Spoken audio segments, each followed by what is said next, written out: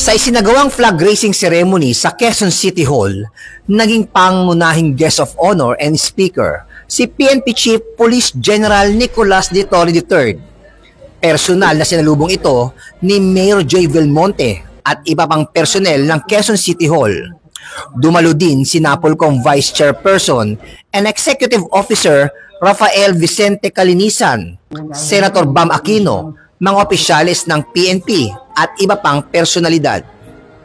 Binigyan diin ni General Torre na kayang ipamalas ng pulisya sa kanyang liderato ang mabilis na pagresponde sa pamamagitan ng pagtawag sa 911.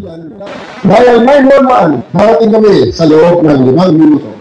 Accomplishing the mission, hindi mo magagawa ang 5-minute response kung hindi makapag-command ang ating mga chiefs of police. I want them to actually command, not only figuratively, but literally, they can issue a command over the radio, over in a communication na kung gusto nila.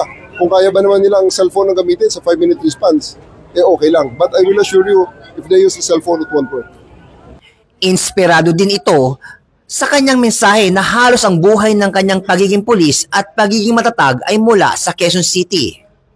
Pinasalamatan din ito si Mayor Joy Belmonte sa walang sawang pagsuporta at pagtugon sa pangangailangan ng pulis ng Quezon City.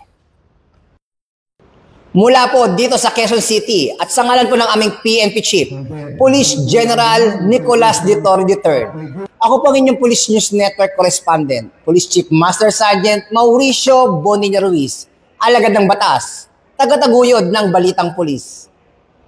Police News Network, alagad ng batas, tagapagtaguyod ng Balitang Pulis, sandigan ng mamamayan, patnubay ng katotohanan.